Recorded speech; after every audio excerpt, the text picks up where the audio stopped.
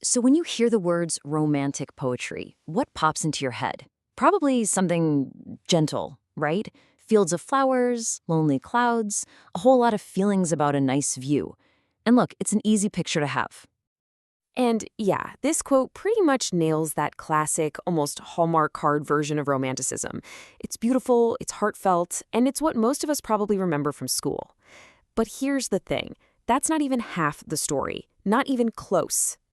Because just under that peaceful surface, there's a whole world of darkness, of anxiety, and of rebellion. The Romantics weren't just writing pretty verses about daffodils. They were wrestling with the birth of the modern world. And believe me, it was not always a pretty sight. So let's pull back that curtain and see what was really going on. We're going to peel back the layers here. And what we're going to find is the revolutionary spirit, the psychological depth, and the intense inner conflicts that really defined this whole movement. And at the very heart of this revolution were two friends, two collaborators, William Wordsworth and Samuel Taylor Coleridge. Their book together, Lyrical Ballads, is what kicked the whole thing off. But their ideas about what poetry should actually do, they were pulling in two completely different directions.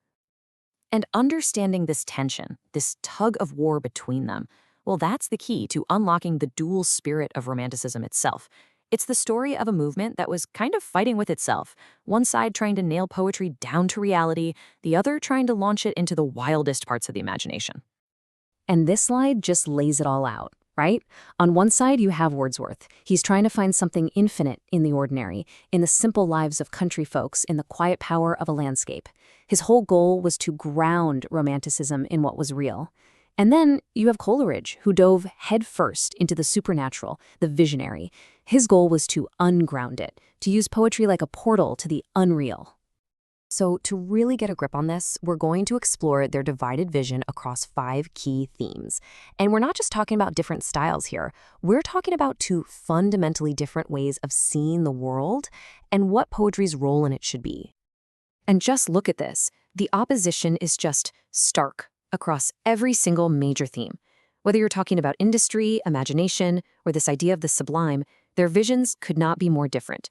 One is looking for healing in the real world. The other is finding terror in the supernatural.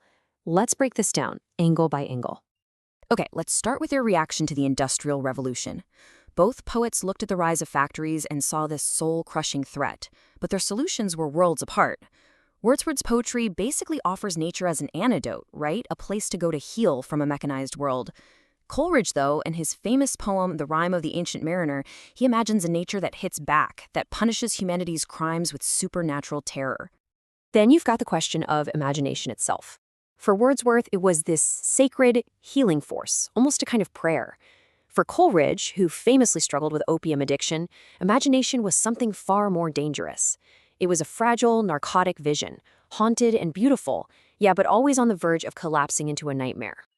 And their choice of subject matter, it shows the exact same split. Wordsworth's big revolution was to say that a humble shepherd was just as worthy a subject for poetry as a king. He found the profound in the everyday. Coleridge was looking in the complete opposite direction. He was writing about spectral sailors, vivid nightmares, and the dark, weird corners of the subconscious.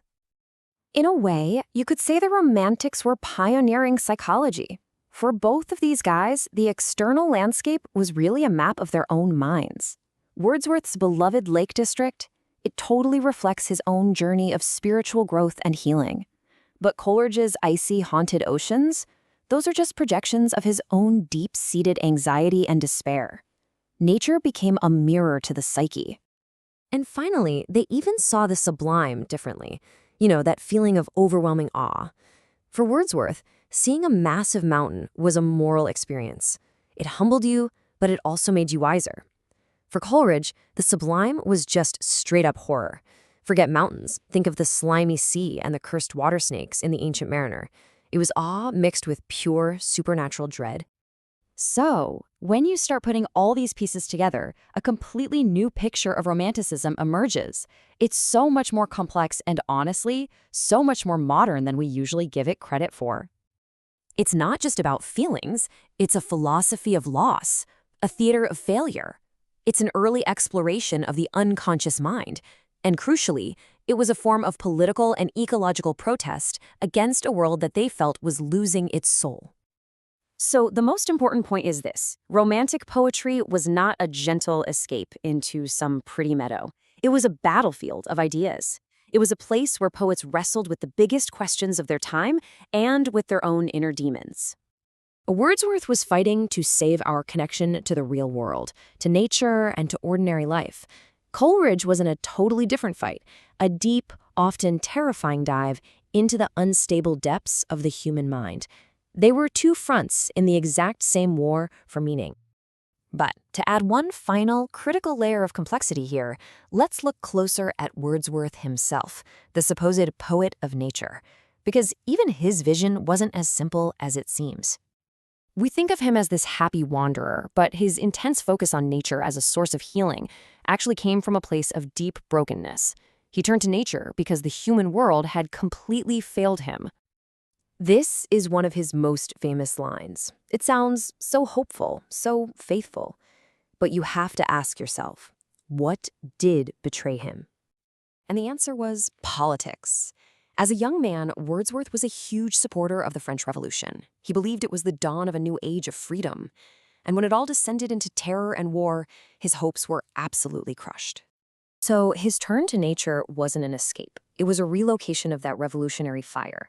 If he couldn't change the world through politics, he was going to try to change the human spirit through poetry and a deep connection with nature. It was a spiritual revolution born from the ashes of a political one. And this leaves us with a really powerful question. This tension from 200 years ago feels incredibly relevant. In our own age of anxiety and constant change, do we look for salvation in the grounded reality of the world around us, like Wordsworth? Or do we dive into the virtual, the visionary, the imaginative worlds offered by Coleridge's path? Maybe the real answer is that, just like the Romantics, we're still fighting on both of those battlefields today.